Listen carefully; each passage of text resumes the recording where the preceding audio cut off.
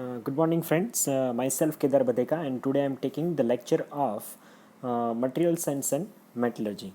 So, in the previous series of the lecture, we tried to understand about the various crystal structures. What is the meaning of the crystal? What is the meaning of the atoms? What is the meaning of the bases? Right. So we uh, try to understand basics about the uh, material science of the metals. So, how the crystallographic arrangements are uh, uh, made in the crystal structures. Now, what is the meaning of that?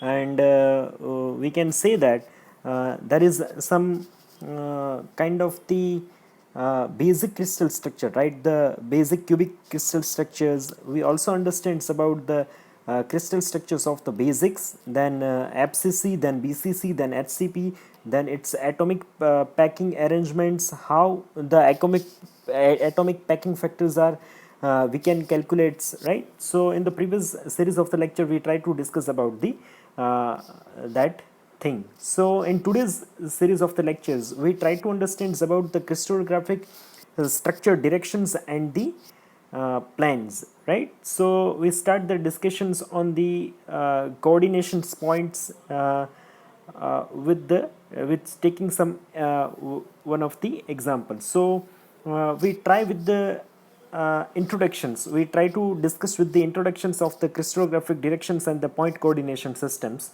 So here you can see that we try with the introductions. Some of the basic crystallographic arrangements are shown here. So uh, in first figure series of the figure, you can see in the top corner of the crystallographic arrangement. So you can see the lattice structures and the lattice points and the unit cells. So from the whole crystallographic structure, the unit of the one cube which is designated as a unit cell, and that unit cell coordination structure which is designated as a lattice point. When dealing with crystallines materials, जब एक crystalline materials के साथ जो है वो हम लोग deal करते हैं, it's often become necessary to specify a particular point within the unit cell. आप जब क्रिस्टलाइन मटेरियल्स के बारे में जब आप डिस्कशंस करते हो, तब ये चीज़ जो है ना वो काफ़ी नेसेसरी हो जाती है कि आपको एक पर्टिकुलर यूनिट पॉइंट यानी एक क्रिस्टल पॉइंट के बारे में जो है वो आपको डिस्कशंस करना पड़ता है. A crystallographic directions, right, and or some crystallographic planes of the atoms.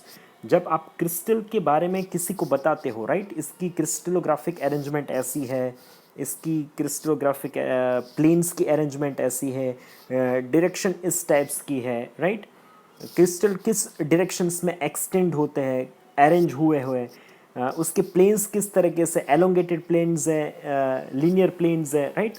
अब आप ये चीज़ जो है वो क्रिस्टल पूरे क्रिस्टलोग्राफिक सिस्टम के बारे में जब किसी को बताते हो तो फिर इस ड्यूरेशन के साथ ये चीज़ काफ़ी इम्पोर्टेंट हो जाती है कि आपको जो है वो एक पर्टिकुलर क्रिस्टलोग्राफिक पॉइंट के बारे में साथ में बोल के आपको बताना होता है कि इसकी क्रिस्टलोग्राफिक डायरेक्शंस ऐसी है और इसका क्रिस्टलोग्राफिक प्लेन्स जो है वो ऐसा है, राइट. ये चीज़ जो है वो सबसे ज़्यादा इंपॉर्टेंट है.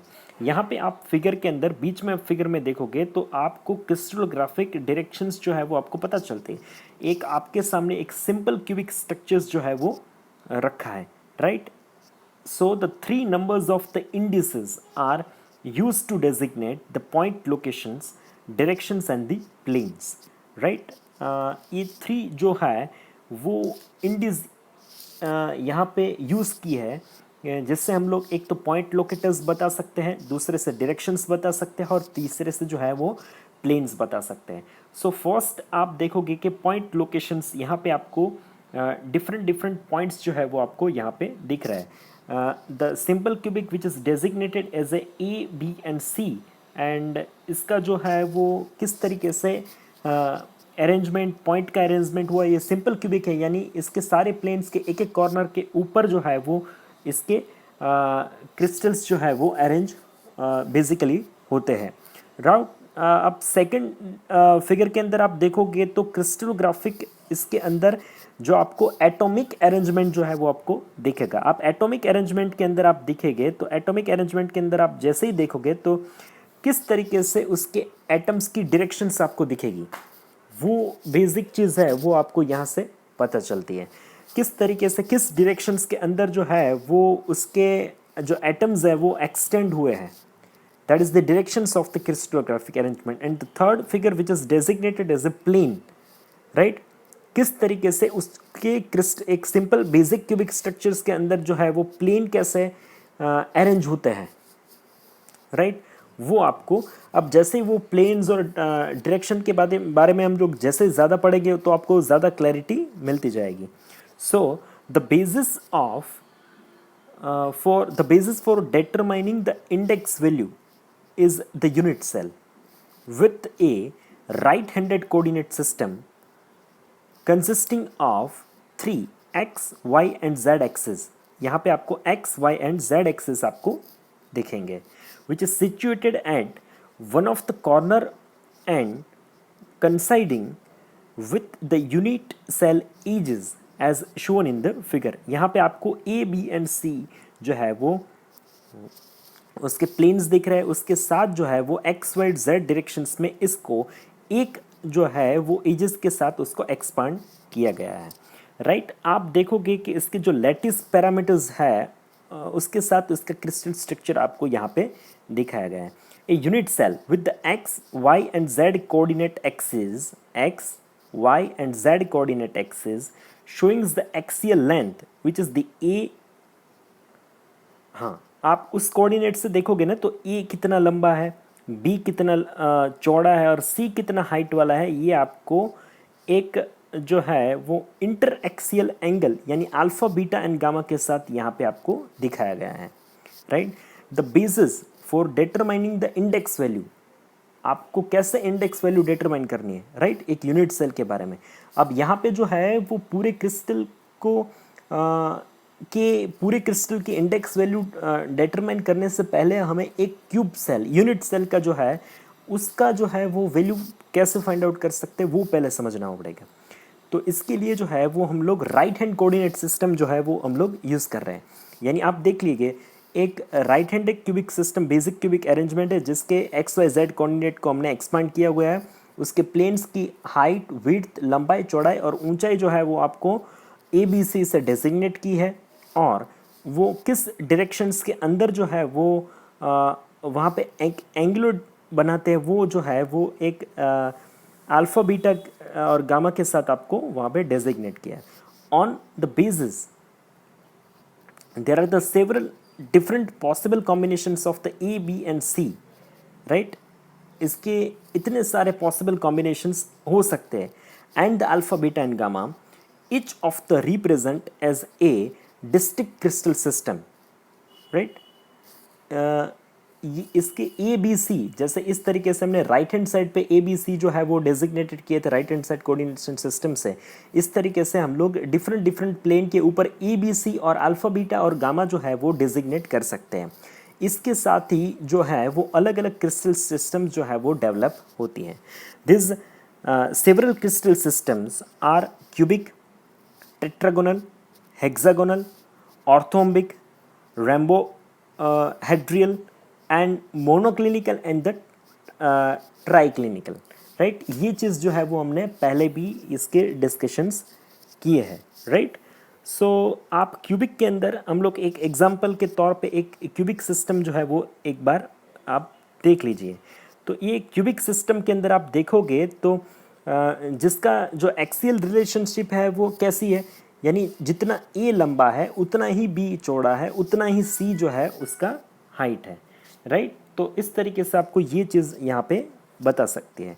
सो इसका जो इंटर एक्सियल जो एंगल है वो कैसे बनेगा, यानी जितना angle the alpha which is as equal to the beta as equal to the gamma which is the 90, यानी सारे डिग्रीज जो है वो 90 डिग्रीज के एंगल्स बनेंगे।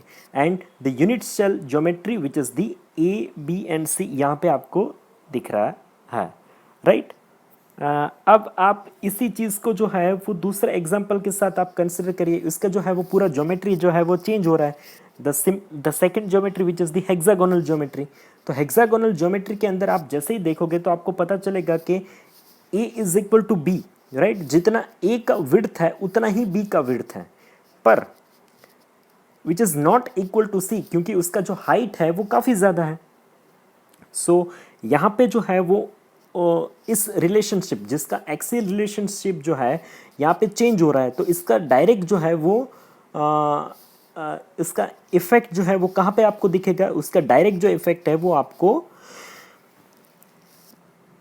उसके एंगल पे, यानी ए और बी इसके बीच, यानी अल्फा और बीटा के बीच जो है वो एंगल बनेगा, वो सेम एंगल रहेगा which is 90, but at the same time the gamma angle which is 120, right.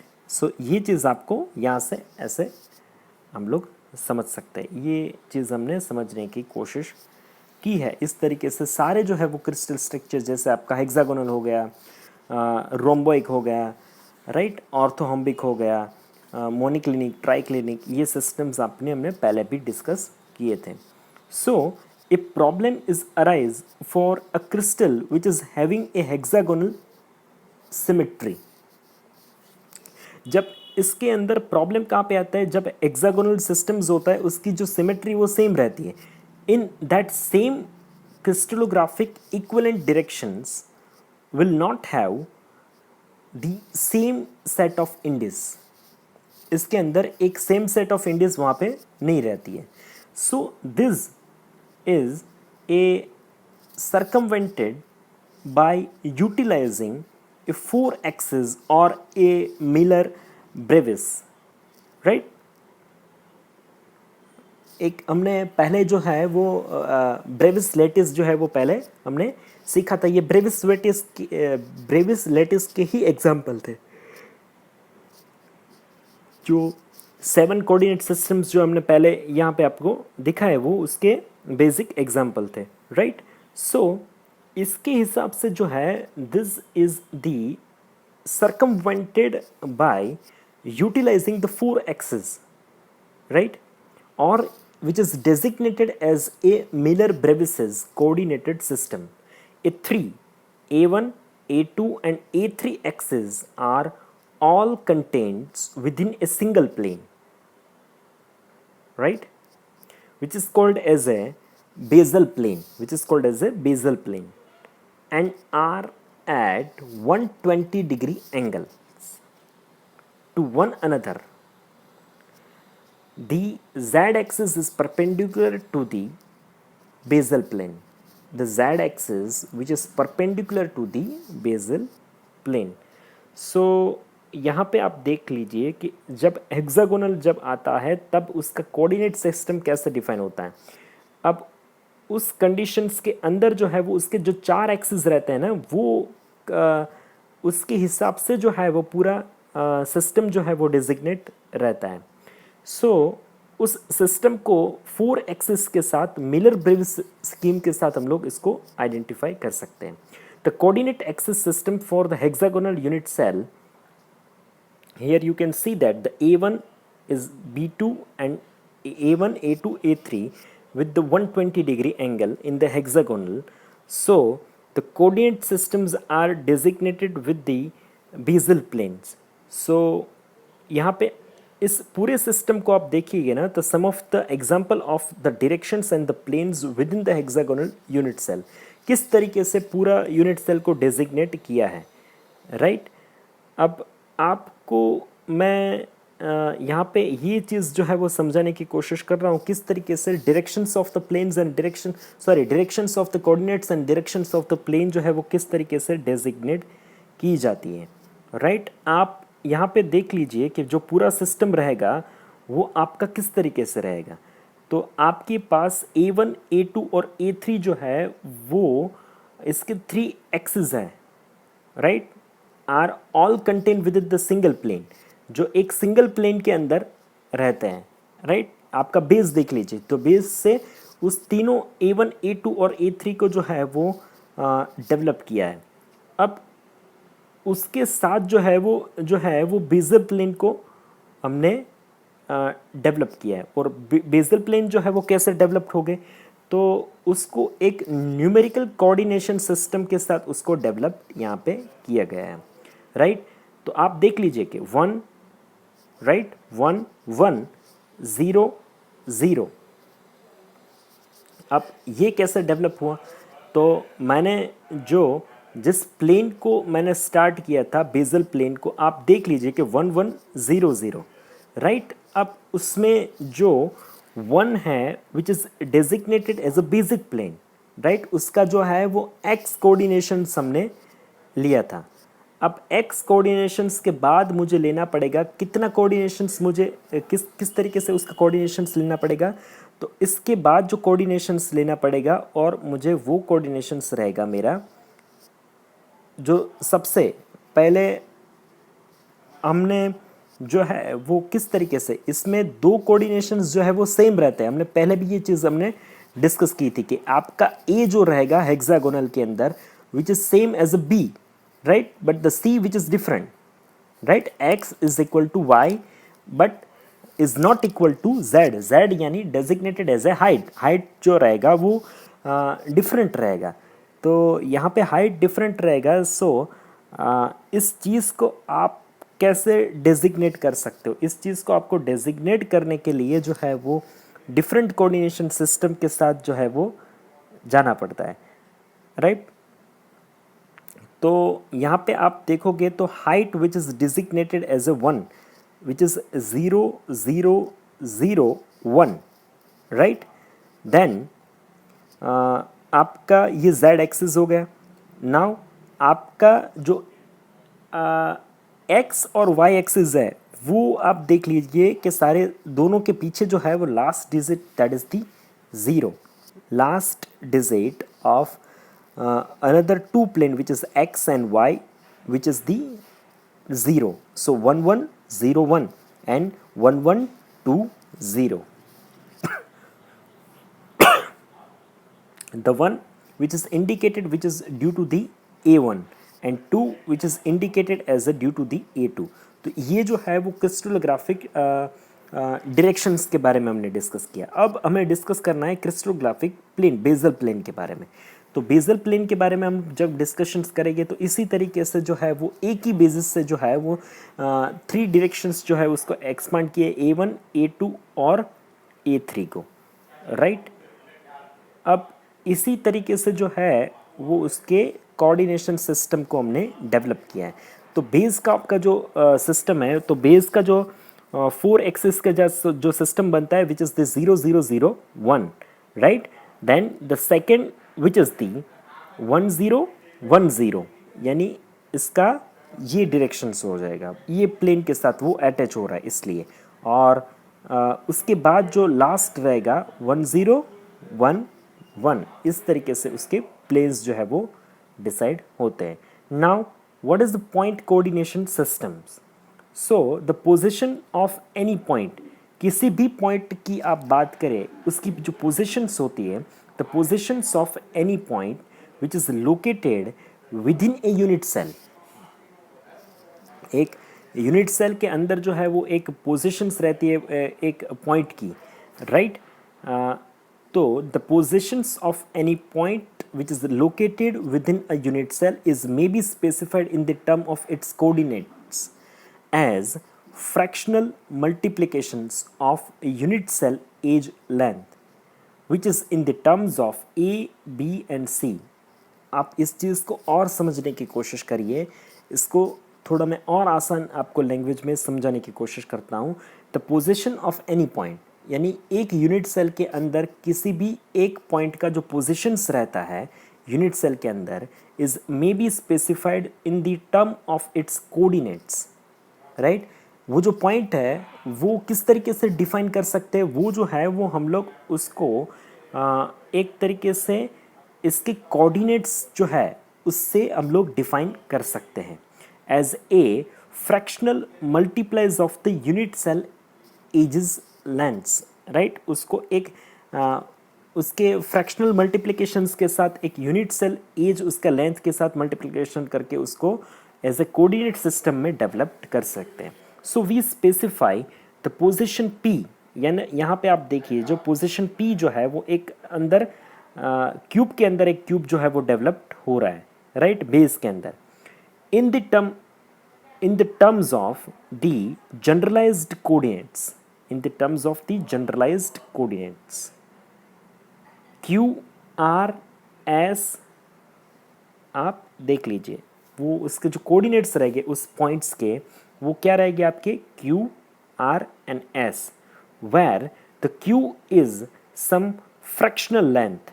उसके अंदर जो q डेजिग्नेट करेगा वो क्या डेजिग्नेट करेगा, वो जो है वो एक fractional qa which is the fractional length जो है वो डेजिग्नेट करेगा of a which is along the x axis, along the x axis, right, which is the qa, where r is some fractional length, where r is some fractional length which is the rb, right, of the b along the y axis, and similarly the s जो उसकी height जो है वो designate करता है which is the S C, right.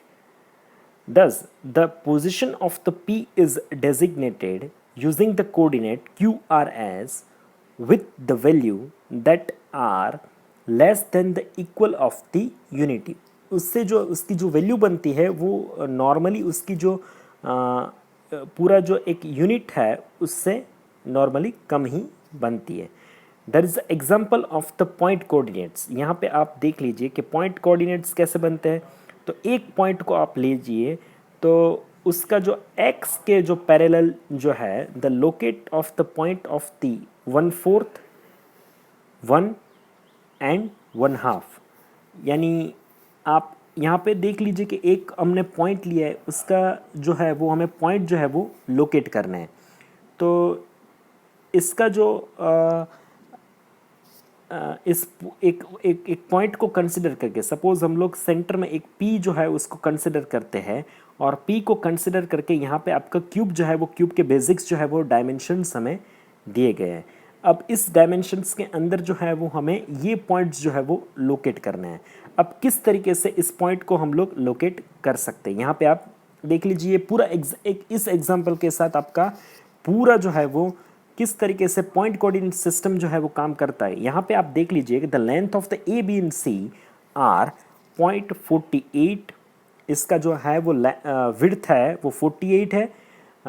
फिर इसका जो यहाँ पे आप कोऑर्डिनेशन सिस्टम में देखिएगा ना, तो विड्थ है वो 48 है, उसकी जो लेंथ है वो 40 है, राइट। जेड एक्सिस जो है उसका एक्स एक्सिस है that is the 48, y axis that is 46 and z axis which is the height which is the 40।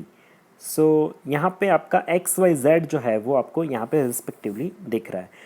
the indices which is the 1/4, 1 and 1/2 should be multiplied to give the coordinate within the unit cell, यानी आप x axis के साथ उसको multiplications करना पड़ेगा।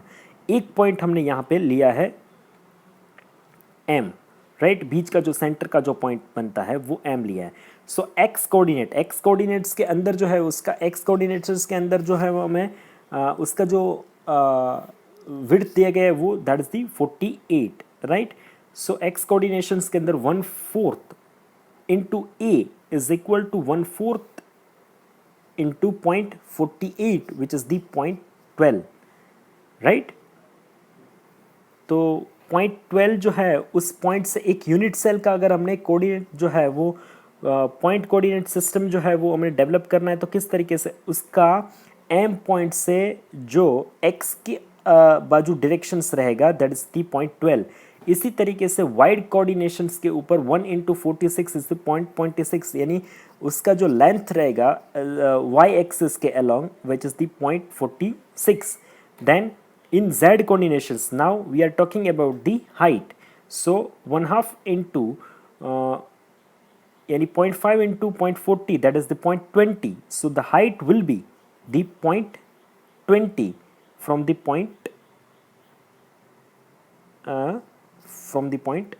m।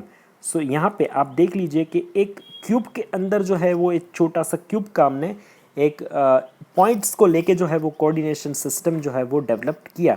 तो वो जो एक अंदर आपके अंदर क्यूब बनता है, that is the P Q N M, right. उसके जो है वो इस तरीके से वो क्यूब जो है वो डेवलप्ड होता है। उसके कोऑर्डिनेशन कैसे फाइंड आउट करते हैं वो हमने यहाँ पे डिस्कस किया। Then the second which is the crystallographic directions. अब क्रिस्टलोग्राफिक डायरेक्शंस किसको बोलते हैं? A crystallographic directions is design as a line. Crystallographic directions किसको बोलते हैं? A crystallographic direction is defined as a line between the two points और two vectors. Crystallographic directions किसको बोलते हैं? यानी क्रिस्टलोग्राफिक डायरेक्शन इसे बोला जाता है जिसे there is one line between the two points and two vector. दो पॉइंट और दो वेक्टर को जो ज्वाइंट करते वो लाइन को जो है वो क्रिस्टलोग्राफिक डायरेक्शंस बोला जाता है। The following steps are utilized in the determinations of the three directional index. ये जो स्टेप्स है वो जो है वो यहाँ पे यूटिलाइज होते हैं, जिसकी मदद से जो है वो थ्री डायरेक्शनल जो इंडिस जो है वो हम यहाँ से पता चल सकता है। So the steps are as follow. A vector of the convenient length is positioned such that it passes through the origin O of the coordinate systems. Any vector is may be translated throughout the crystal lattice without alternations if the parallelism is maintained. Right? So यहाँ पे एक example आपको दिया गया है, the example of the vector translations which is the ये दो पॉइंट्स हैं यहाँ पे दिए गए A and B, which is if we join the point A and P, the crystallographic directions we can find out through that point. The another point which is the M and N, right? The second figure which is the some crystallographic directions. How we can find out the crystallographic directions with the three-dimensional indices, right? So here you can see that one of the three-dimensional cubic systems are there. Right, the three-dimensional cubic system which is having the point O, which is designated the three directions, which is the x, y, and z directions. Right, with using the three directions of the x, y, z from the origin O from the coordinate system, any vectors may be translated through the crystal lattice without alternations, and the parallelism is to be maintained. यहाँ पे जो है वो आप इस तरीके से find out coordination system को जो है वो फाइंड आउट कर सकते हैं। राइट, 100 एक्स एक्सिस के अंदर, right. Then as we can move forwards to the 1 यानी जब एक्स एक्सिस पे था तब उसका ओरिजिन 0 था। जैसे ही वो वाई पे डेजिग्नेट हुआ उसका ओरिजिन 1 पे शिफ्ट हुआ।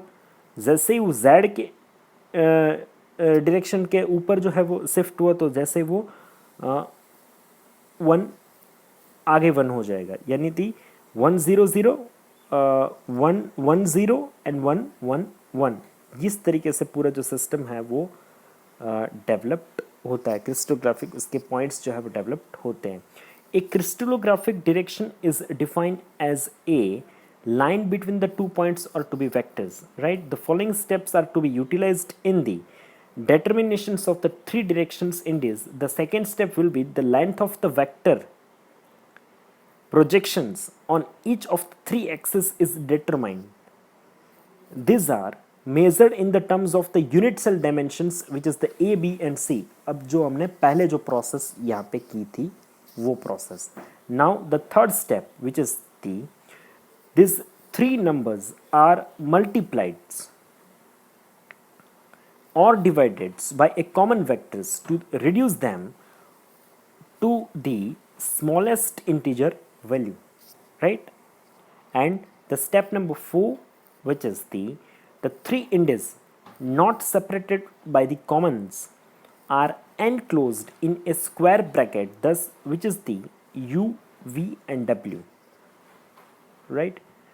सो ये चीज़ हमने यहाँ पे एक्सप्लेन की थी। सो क्रिस्टलोग्राफिक डायरेक्शंस के अंदर एक मुझे एग्जांपल आपको बताना है, तो मैं एग्जांपल आपको बताने की कोशिश कर रहा हूँ। If any one of the index is to be negative, right, a bar is placed on the top of that index. So example, you can draw the system of the 1 1 0 directions within the cubic unit. So there is one cube, right, with the origin of the O. There is a three directions, which is the X, Y and Z, and you can see that there is a B and A, and the directions of that coordinate systems, which is the with a negative, right, which is the Y positive and Y negative. So Y negative, which is indicated as a 1 0 0. So when the index is to be negative, it's also possible to translate the origin O to the position O dash in order to have the directions within the unit cell. The crystallographic directions, you can see the example for some crystal structures is several non-parallel directions with different indices are actually equivalent. This means that the spacing of the atoms along each direction is same. For example, in cubic crystal, all the direction is represented by the following indices are equivalent, which is the 1 0 0, 1 0 0, 1 0 1 1, 0 1 0, 0 0 1, 0 0 1, as the convenience equivalent directions are grouped together into a family of directions which are enclosed in angle bracket, thus 1 0 0. The family of the direction, which is the 1 0 0 in cubic crystal structure. So X, Y and Z are the directions. You can see the A, B and A, so which is the length, height and the width of that cubic system, and which is designated as the same coordinations point crystal cubic structure, which is the 1 0 0, 0 1 0 and 0 0 1. So in this lecture, we are discussing the different cubic directions of the simple cubic structures. In tomorrow's lecture, we try to discuss about the crystallographic different planes. So this is a very easy things, and I am trying to explain you with a very simple way to how to understand about the crystallographic directions. Please try to see this video at least 2 times so you can get the more clarity. If still you can face any kind of the difficulty, you can ask me in the comment sections of your difficulties. I will definitely solve your difficulties before starting the next lectures. So thank you so much for watching this video.